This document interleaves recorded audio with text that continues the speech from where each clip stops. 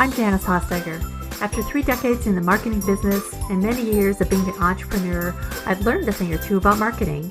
Join me as we talk about marketing, small business, and life in between. Welcome to My Weekly Marketing.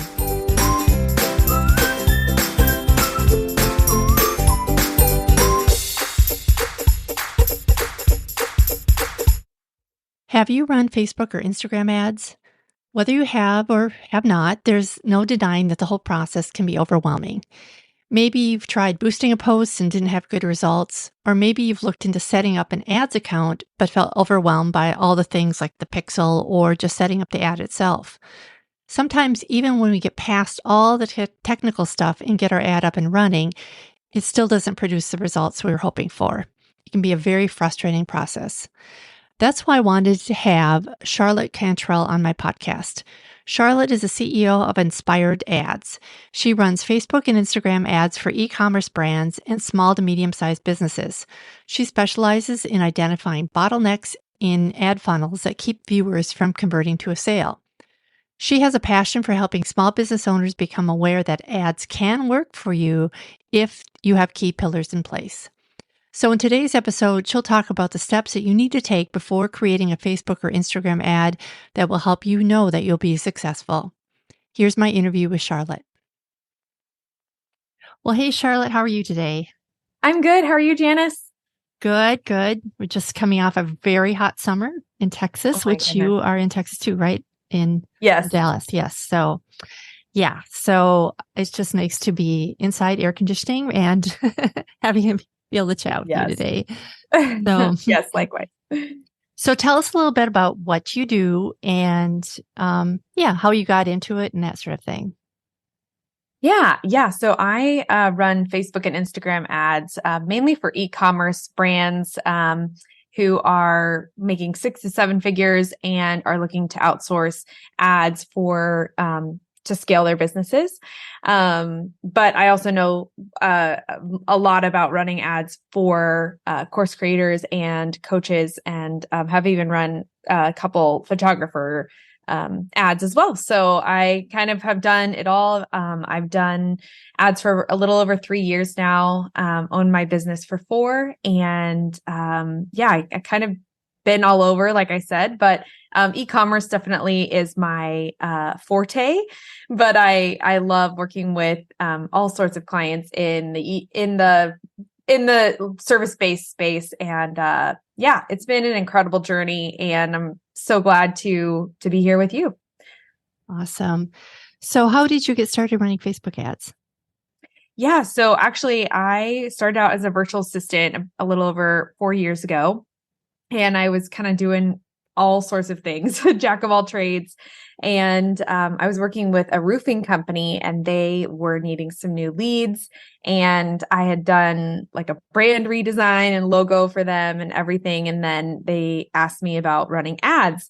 And I told them, well, I don't know anything about ads right now. Like, I've never done that before. And the guy I worked with was actually a good friend from college. And he was like, well, I'm confident you could figure it out, and I'm happy to help you do that. So I ended up taking just a baby course and kind of figuring it out for them and getting started. And that kind of lit a fire for me. I was really intrigued by the idea of advertising, and it brought a lot of my strengths together. I'm very creative, but I love math and analytics, and data. And, but crafting a message around a persona or an avatar really, excited me. But being able to see the data and actually see what works, what didn't work, things like that just really hit a chord with me, if you will. And so after that, I took a really, large course after I had my second, child.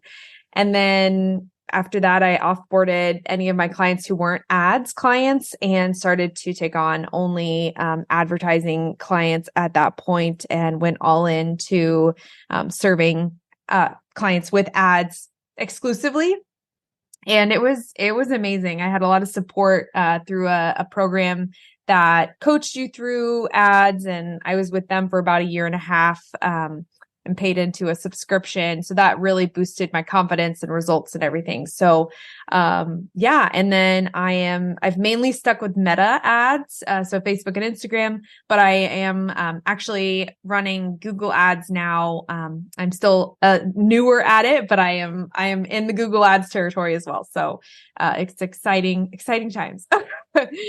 I mean, that's so typical, right? We sometimes have to push ourselves a little bit. We get a client that says, oh, just go figure it out, or have an employee that says the same thing, and, until we just jump in and start learning it, we just don't know, how to do it at all. And we figure it out as we go. And especially with, I think, Facebook ads, because it's really hard to take a class and just like pick it all up and just run and do it. You really have to try it and get comfortable with the platform, get comfortable with the interface, and see what works for you, because every client is different and every ad is different. Every avatar is different. It's all kind of learning by trial. And, yes. And that's probably triply true with Google ads too. That one, that's a whole nother conversation. Yeah, another conversation. But yeah, it definitely is. And it's been really neat to see not only the vast differences in each and every client and the results they get and the way we run their ads. Although there are basic strategies that I stick to, the results and how we end up scaling or helping them become more profitable is different for every client. And so that is really fascinating to me, because you think, okay, it's one platform. It's, you put ads up there, kind of think maybe it's the same strategy, kind of roll it out. It's wild how different each and every business is. And, the type of messaging we use, like I use tons of emojis, and then others, very few. And then it's more of a dry, avatar. So yeah, it's very interesting. Oh yeah, I love that too, because it's about the brand voice, right? And Exactly. Your brand, you really need to figure all of that out. And I love that you hit on that early on, because if you don't know who your target customer is, if you don't know that avatar, if you don't know what their voice is, what they respond to, you're going to lose money on ads, because it's not going to resonate with the target audience that you're trying to hit. So, yeah, I think that's super important.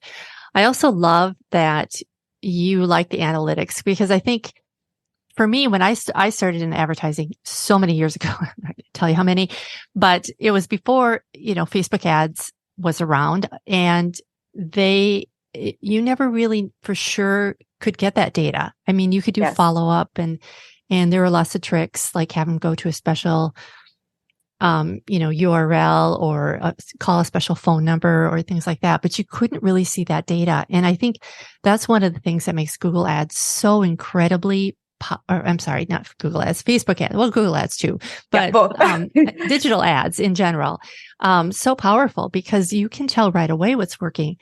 But in Facebook, you want to wait a little bit, right? So tell us about now, if you're putting out a new ad and you're looking at the data, like every day or every hour, which I've done. Yeah. Yep. I mean, tell us what can go wrong with that. Yeah. So, I think it takes an approach of being able to look in close and look at the numbers that are coming in, but at the same time, being able to step back and look at the data as a whole. And so that's kind of the dance, if you will, with Facebook ads. And, I'm sure you're aware, and other listeners are aware of just the iOS updates that happened at the beginning of 2020. At that point, I'd been running ads for maybe 6 months. And I thought to myself, gosh, did I choose the wrong time to start running ads? Like, I'm investing everything in this. And then now it's all the data seemed to really just leave. And we really couldn't track a ton of our purchases and get the same data or rely on it the way we used to. So there was definitely a lot of adjustment in that period. And I learned a lot about, waiting and taking all of the data with a grain of salt. Now, Google Analytics, and since then, I feel like a lot of the data is back to almost what it was pre-iOS update. I really am seeing just a lot of congruency with what we see on their platforms versus Google Analytics and what we see through Meta. But yeah, I think one of the biggest things for me was locking in the attribution window since the iOS update. So back before iOS happened, the attribution window was immediate. So as soon as somebody made a purchase, we were able to see, within maybe an hour that purchase was attributed to a particular ad. And so, the way that we set up ads is that we have different campaigns, and then we have the different ad levels. So those are usually the different audiences that we've picked or avatars that we are targeting. And within those, we have multiple ads that we run to test which ad is going to get us the best results, the best conversion for each avatar. And so when we'd get results coming through, we'd know, okay, that ad is working really well. Well, now the attribution window is still anywhere between 24 to 48 hours, depending on just how quickly the data gets there. So usually you want to give an ad about 48 hours before you look at the data and say, okay, this is working or this isn't working. A good metric that I really go by is actually looking at the number of impressions and reach. So even if I haven't seen a purchase from that particular ad, I want to make sure that I give the ad anywhere over like 1,200 impressions is usually what I like to hit. That ends up being about, like, dollar-wise, anywhere from $12 to $20, depending on just what cost the traffic is going for. So yeah, letting that traffic feed out and then being able to go back in and look and see, did a purchase come through there? And you can see it will still attribute to that ad, even if you turn it off at that certain number of impressions. So anyway, that's kind of what I look for when I'm testing the different ads, making sure that each ad hits at least 1,200 impressions and over 1,000 reach. And then from there, testing that next ad to make sure, we're looking at all the different options. And then after a week, or so, you can look back and say, oh, wow, this ad got the best purchases, or this had the lowest, cost per purchase, or, cost per click, whatever you're hoping for. And then turning that ad on and letting it ride. It's a roller coaster.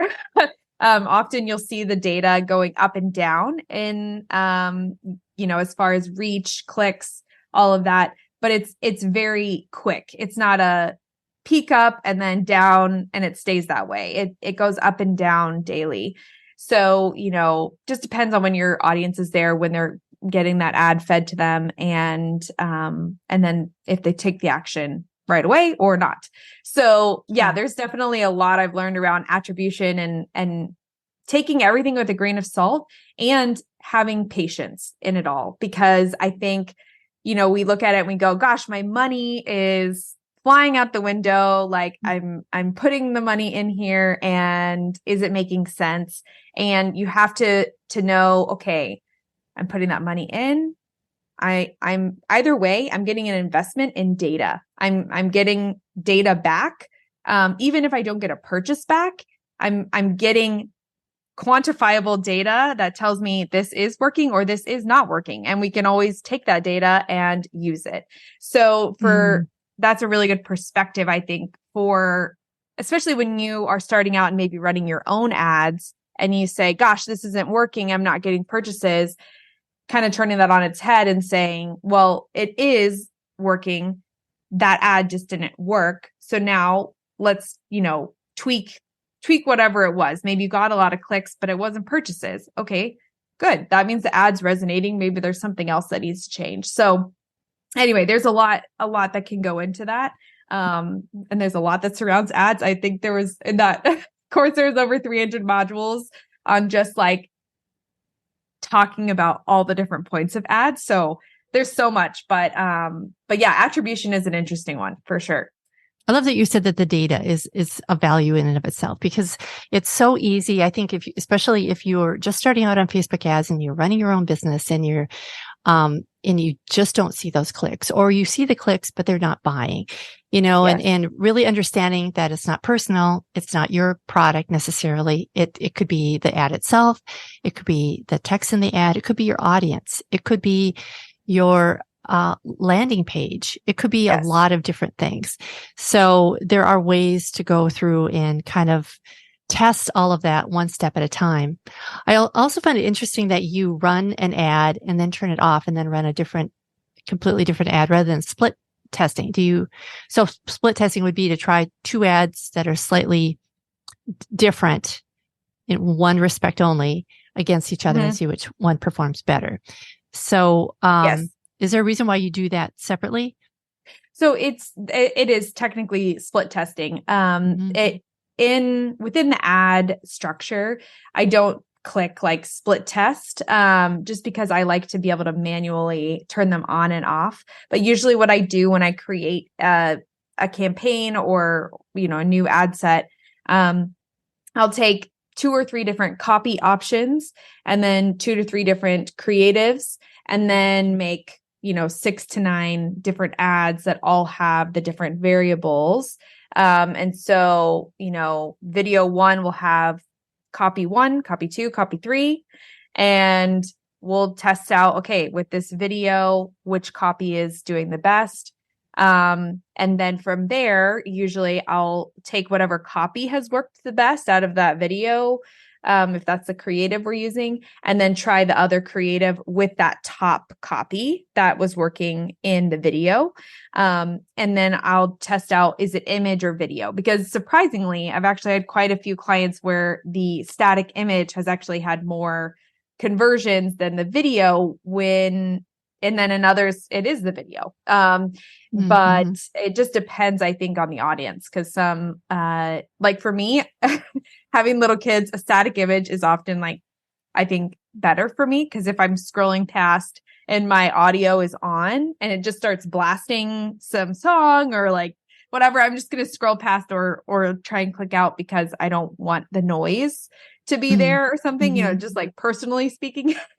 So, having a static image gives me the time to click on the ad, read it, if it intrigues me, and then be able to click over without the distraction of like the audio or anything like that. So anyway, it's just interesting to see how those different elements play into it. So it is split testing, but it's manual because I don't want to give Facebook the right to kind of like tweak everything, because I've seen that more of like kind of almost like AI testing where you can just put in a couple different options and variations and they mix everything up and kind of figure out what is working well. For someone who doesn't know much about ads, that actually is a pretty good option. And I would recommend, actually, a couple of my clients have come to me running those type of ads and had some pretty good results. The bummer with that is, once you are doing ads in serious, is that there's not much data because the algorithm or the AI has done all the testing. So we don't know what's actually working. We just know that there's a set of ads that have been created and put out there, that depending on what's changing or what variable they switch in and out is working. Right. So then that testing kind of has to start all over. And I've seen some like things where the AI doesn't finish the sentence. It'll be like, catch this ... and or like whatever it is, and it doesn't finish the sentence for them, and it's just the way the AI is doing it. Anyway, it's interesting, but that is a really good way if you're wanting to run on your own. That is it's better, a lot better than it used to be, and people have seen some really good results when they've come to me but they can only run that one ad. So it's just tricky. Yeah. So yeah. Yeah. Well, and that's the problem with AI is I've seen some really weird things coming out of AI. You really want to make sure that Totally. your eyes have been on it before you run an ad like that. Yeah. And you could go to ChatGPT if you're struggling with text or copy for your ad. It's easy enough to go to ChatGPT and just tell them what you're looking for and have them spit out some options before you trust it all to Facebook's versions or Meta's version of it. Yes. For sure. So have you done some of Yeah. that? I've done a little bit with AI, but I just because the way that I've done it, I really like, wording things my own way. But I think, especially as I hone in on a particular copy that works really well, taking that copy to Chat GPT and like getting them to give me another variation is really helpful. Because sometimes you're like, okay, I can make a ton of options at first, based on a lot of different avatars. And then depending on what tends to stick or work with that particular avatar or ad set, that would be super. Yeah. But I haven't done a ton of the Chat GPT, but I've done a couple of trainings through a program I'm doing right now. So yeah, it's really interesting. It definitely is. And that's what I do too. I use it as an idea starter sometimes, or like what you said, like I can only think of one way to say this and I need to come up with some options here and plug it in that way. But I don't really completely trust it. And I know that some of the facts on ChatGPT can be wrong. So it is a good idea, at least now, which is, early fall 2023. It's not probably quite where it will be in the future, I'm guessing. So yeah, it is interesting to see it being rolled out in various places though, like even on like my reporting softwares, there's some like AI functions and trying to think where else I saw it. But anyway, it's interesting to see that they're all over the place. Yeah, it is. Yeah. So now you've worked with a number of different businesses on their ads. What mistakes are you seeing that people make on their social media or their Facebook or Instagram ads? Yeah, I think probably one of the like sore thumbs, if you will, is just making sure that your placement would be where the ad actually shows up. But for Meta, making sure your sizing is right. So if it's for the feed, so Instagram feed or Facebook feed, the normal scroll, just making sure that's I usually use a 4:5 ratio. So it's a little bigger than a square because that helps kind of stop the scroll because it takes up the entire screen, but doesn't cut off any text because it's not a full, what's it called? Like story version ad. And then with story version, making sure that fits because sometimes they'll upload an ad and just use that 4:5 size. And then that will go in the story version. But then if you're clicking through stories, and I'm sure people have seen this, where the ad just doesn't fit the whole screen and you aren't compelled by it.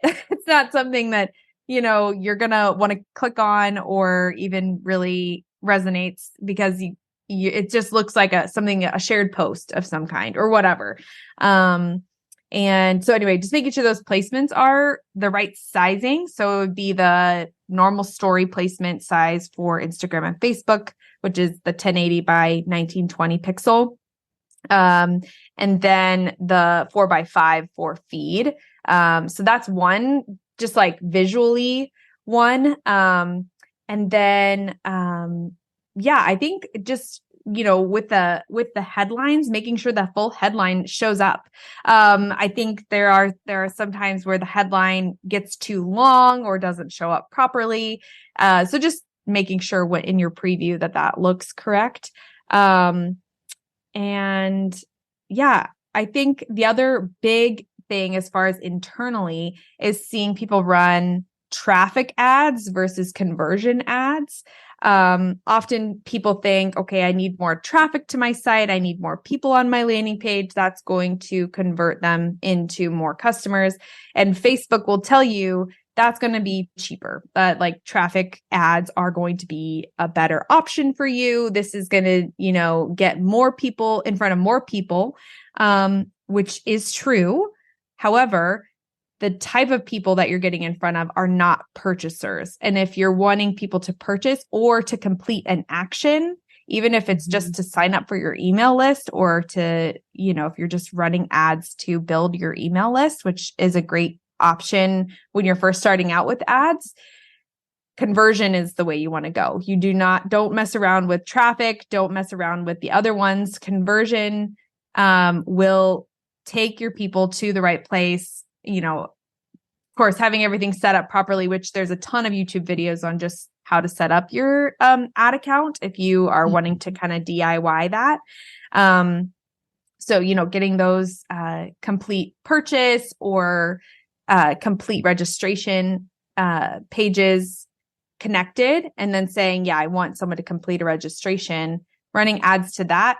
Yes, it's going to be a little bit more expensive, but the type of traffic you're going to be getting is going to actually move the needle for you versus just seeing a lot of really good reach or impressions with not any real traction, or maybe a lot less purchases than you thought there would be for that amount of traffic. So, right. Good advice.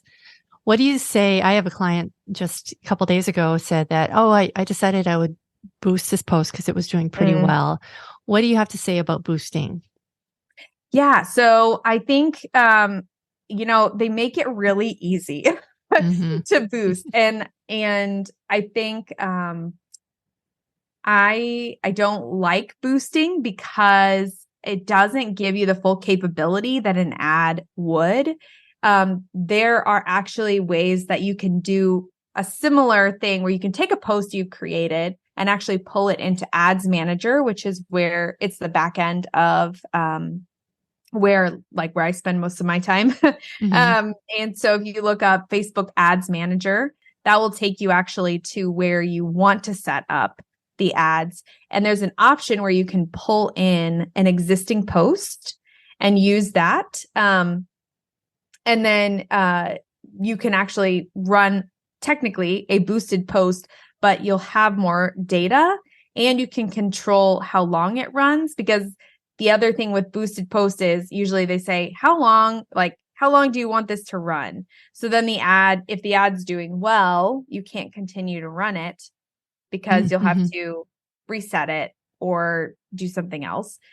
And and they don't give you enough data. And they're going to run it probably as a traffic campaign versus a conversion. So there's more control in Ads Manager, and boosting a post is just as easy in Ads Manager.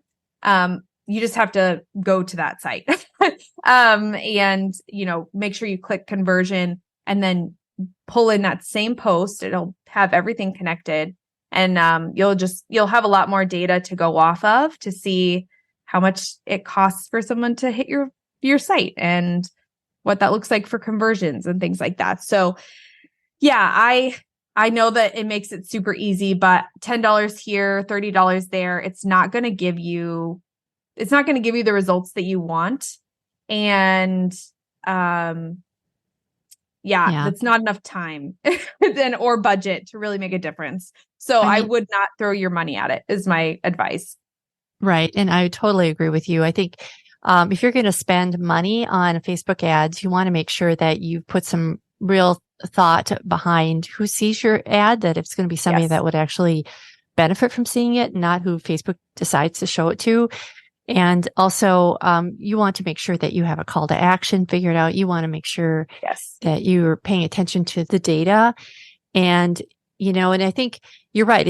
They make it look so easy. You just click and your business here, just click here, you can boost it. Yeah. And it really doesn't take that much time. Go to adsmanager.facebook.com, I believe is the URL, and set up your ads manager page. Yeah. And then it's set up for you. And then you can kind of jump in with both feet or have somebody help you with that part of it. And the results are just going to be so much better. Yeah. Yeah. And in the age of like being able to create, so much content and things like that, often too, I notice the post that Facebook recommends that I boost may not be even the best content that I have out there. So just being, discerning, if Facebook's telling you to boost it, it doesn't necessarily mean it's going to be the best content for you to boost. What's going to be the best content is something that really resonates with the person who's going to be purchasing or interacting with your business. So, you're still the expert in your business. Don't give that away to Facebook. They are just, looking at what maybe visually looks the best. But they don't know your audience and they don't know what resonates with them. So, and let's so be don't honest. take that as advice. Yeah, let's be honest. They're there to make money. That's right. And same with Google. That's yes. And so even I personally look to outside sources for information on how to run any kind of an ad, because they can give you the how-tos, but if you really want to know how to optimize them so that your money goes far, that you're not leaving money on the table, then, look to outside experts for information. And even on YouTube, if you're just starting out or on a tight budget or whatever. So, so do you have like a 5 steps that newbies can do? Like, let's say I want to, they're listening today and they want to try out Facebook ads and they've never run one before, or Instagram ads. Do you have like, okay, here's where you start first and here's what you do next kind of thing? Yeah. So if you are wanting to run some ads, I know this is a really peak time of year to kind of want to either build your list or even run a couple promotions. First of all, I want to, first I'll say the first tip is I would go ahead and regardless of your budget or how much you want to spend, I would install your, or get your ads manager up and running. And again, there's lots of tutorials on that. And then also connecting your pixel to your site. That is going to help Facebook get a lot of data about who's interacting with your site and who is spending time looking at your products or your services. So going ahead and connecting that, even if you're not going to run ads for another 3 months, that data can go ahead and start collecting and helping to down the road be able to, run ads. So I just want to clarify here that what a pixel is. A pixel is a line of data. Thank you. That goes on your website that it will just kind of send a message back to Facebook, and so they can communicate with who visits your site and who does not, or what when that connection makes. Otherwise, they don't. If that's not installed, they have no way to track who clicks on an ad or where they go with that ad. So yes, thank you for clarifying, because the pixel sounds scary, but it actually is just a couple short lines of code that you put in your header on your website, and that's it. And so, and then you can connect any particular pages that you want. And they'll kind of walk you through that. But yeah, it's not something super in depth that's going to take, hours and hours of time. Once you get that pixel, you can very easily go plug it into your header in the back end of your website. Sure. So I think that would be my number one tip for anybody, regardless if they're wanting to run ads tomorrow or if they're wanting to run ads in 3 months. Go get all of that set up. And then, just being really frank about how much ads costs right now. Just wanting to have enough budget to really make it make sense for you to run ads. Because you don't want to start running ads and then realize, oh man, I am not reaching the right audience. And I really need to be in front of a different type of audience. So I really recommend whatever campaign you're running to not run anything lower than like $20 a day. You don't have to run multiple campaigns. You can just run one campaign to start out with. So even starting at, what would that be? Like $600. So $600 to $900, you could run a very simple campaign. More like an email marketing campaign. But I often recommend not lower than 1,000 for starting out with ads, just to give yourself some buffer room. Per month. Per month? Per month. Sorry. Okay. Yes. Per month. And then, do you recommend like starting out like right away when you're testing your ad, do you go in with the lower cost, or do you just move that? Yeah, that I would number up, say or? start with the cost that you're going to be able to continue. Okay. The way that Facebook ads work, because I think this is something that a lot of people don't always understand, is that it's not, okay, I put in $5, it's just going to get in front of like less people. Mm-hmm. It's actually, okay, if I put in $5, the quality of my traffic is going to be lower, because my bid in the daily auction of that client avatar or that audience is going to be on the lowest end of that tier, but however many tiers there are, and there are many. So you want to make sure, that's why I say, $20 a day, that's going to get you some decent traffic. Again, if you can spend $40 a day, go for it. Like start at 40. That's going to be even more high quality traffic. But I think below 20, I have not seen good results. I haven't seen people thrive in that low of ad spend, unless it's retargeting, which that's a different topic. But just running campaigns, you want to make sure that the people you're going to target are going to be able to actually take an action. And so that takes having the budget to get in front of them. That's really good advice. And I think that's changed, for sure. It's changed over the years. Like early on, we could run $5 ads, yes, and get by with it. But now, like you said, the cost of ads is going up. And, I think there are people out there that you're going to get mixed messages on that. So I love that advice, because I think you're right about that. I think we just don't know what's going on with their algorithm either. So you don't have control of that. So putting more money in it makes perfect sense, because that's what Facebook's looking for, Meta's looking for. So yes. Yeah. And, and there are people who say, the $5 a day, strategies, things like that. But for me, I think that $5 could go somewhere else. And, your organic marketing, whatever that looks like, I'd rather you be spending time on that versus spending $5 a day trying to manage ads that might maybe help a little bit. I say wait till you're able to spend what you want to spend and focus on the organic, because having that strong organic game is only going to help your ads in the long term. And then once you're ready to run ads, you're going to be so much more clear on who your client avatar is if your organic traffic is really strong and up and running. So, don't add too many things. Don't think you need to start running ads because maybe you have a little extra budget. I always say, like, don't rush into ads. You'll know when it's the right time to run ads. I think I've met a lot of business owners where they're like, yeah, I thought ads were my next step. And then I didn't have a good feeling about it at the end. Like once I started trying to do it, it was like too complicated. And then when they are ready, they're like, yeah, this is it. Like, I know, like with full confidence, no qualms, ads are my next step.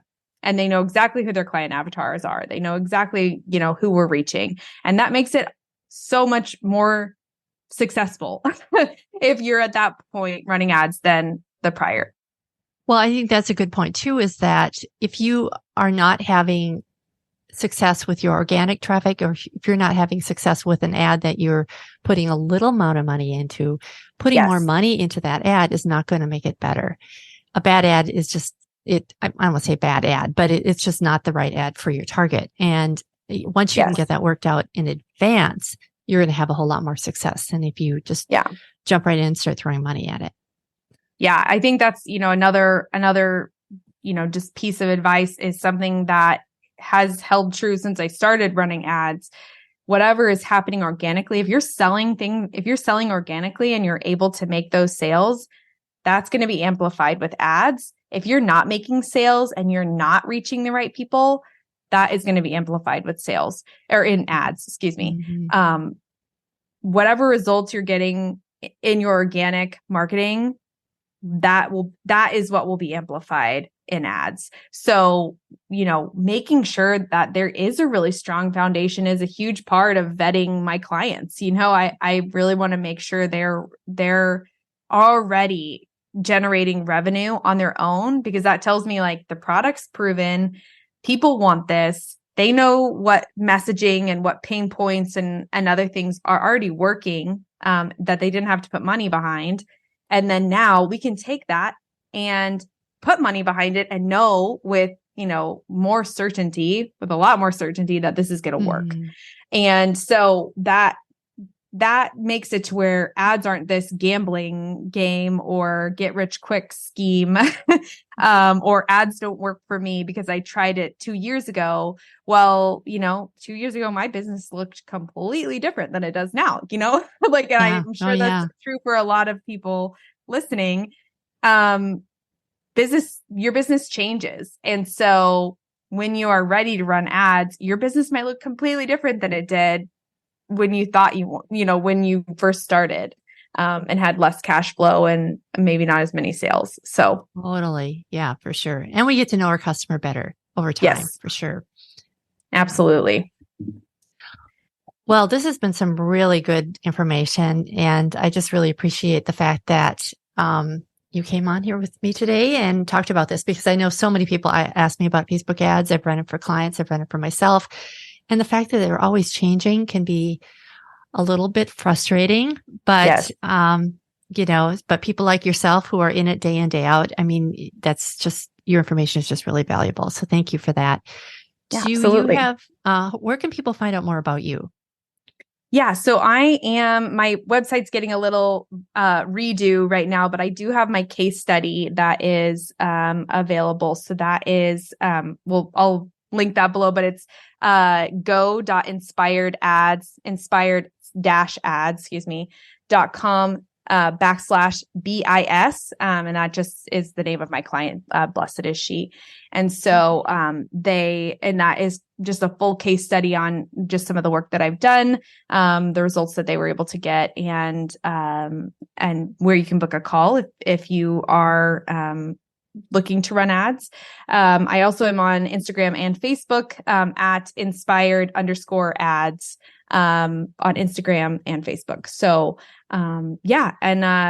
I would love a follow. I drop a lot of great, advice. I mostly work with product businesses. However, I do have, one-time setup packages where, I can come into a business, kind of set everything up, do testing, run everything, for like a 6-week time period, and then hand it back to the business owner to run on their own, for, however long they want to run it by themselves. And that's really valuable because it's a lot of work and a lot of, expertise that go into just the setup. I mean, the setup is, I feel like, half of the work of, just what I do, is making sure that we're testing the right audiences and getting the copy and creatives right. So, that can be a huge leg up and a huge relief, because going in and editing or tweaking things becomes a lot easier when there's already a framework in place, and a strategy planned out for you. So yeah, that's definitely an option too. And, would love to do that for some of the, service providers, in the group, and, just help them get started on the right foot. That's great. Yeah. Because Facebook doesn't make that easy either. No. I think some of the terms they use can be intimidating. And like, even just, we were talking about the pixel, there's just a lot of little nuance type of. Yes. And it can take a lot of time. Like I always tell people, for the roofing company I started with, it took me, I think my first campaign just trying to do what the course taught me, like aside from however long it took me to do that course, it took me 8 hours to just set up this one campaign with like maybe 2 or 3 ads in it. And I look back at that and I'm like, Charlotte, remember how long this used to take you. And now I can like set up things in, an hour or, it's like, sure, you can do ads in your done. sleep. And yeah. And it's like, okay, this is, how far you've come, but You have. definitely it's overwhelming. Oh, yeah. Yeah.